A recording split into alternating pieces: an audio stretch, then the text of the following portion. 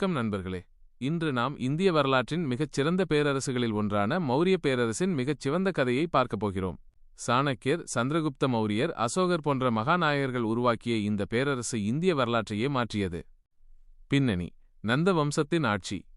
மௌரிய பேரரசின் பிறப்புக்கு முன் வட இந்தியாவில் நந்தர் ஆட்சி செய்தனர்.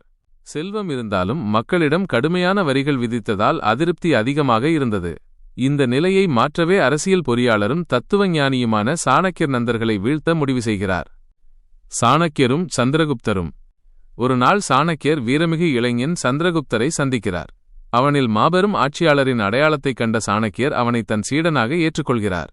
இருவரும் சேர்ந்து ஒரு புதிய பேரரசை உருவாக்க திட்டமிடுகிறார்கள். நந்தர்களின் வீழ்ச்சி.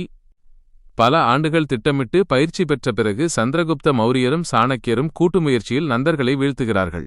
கிமு 322 மௌரிய பேரரசு பிறக்கிறது. அதன் முதல் அரசனாக சந்திரகுப்த மௌரியர் முடிசூடுகிறார். கிரேக்கர் எதிர்ப்பு மற்றும் செலுகஸ் போர்.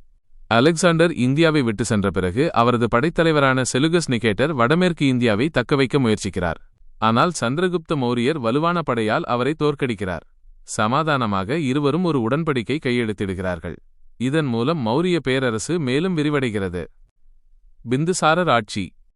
சந்திரகுப்தருக்கு பிறகு அவரது மகன் பிந்துசாரர் ஆட்சி செய்தார். இவர் அமித்ரகடா என அழைக்கப்பட்டார்.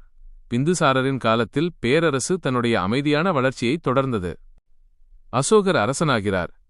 பிந்துசாரருக்கு பிறகு அவரது மகன் அசோகர் பேரரசின் மாமன்னனாகிறார். அசோகர் ஆட்சி முதலில் மிகவும் கடுமையானது. பேரரசை விரிவாக்கும் நோக்கில் அவர் கலிங்க போர் நடத்தினார். இந்த போர் மிகப்பெரிய இரத்தப்பரவலாக முடிந்தது. அசோகரின் மாற்றம். கலிங்க போரின் கொடூரத்தை பார்த்த அசோகர் மனம் மாற்றிக்கொண்டார். அவர் வன்முறையை முற்றிலும் கைவிட்டார். புத்த மதத்தை தழுவி உலகத்துக்கு அமைதி, அகிம்சை, தர்மம் ஆகியவற்றை போதிக்கத் தொடங்கினார். அசோகர் வெளியிட்ட தர்ம சாசனங்கள் இந்திய வரலாற்றின் முக்கிய ஆவணங்களில் ஒன்றாகும். மௌரிய பேரரசின் வீழ்ச்சி. அசோகருக்கு பிறகு பேரரசு மெதுவாக பலவீனமடைந்தது.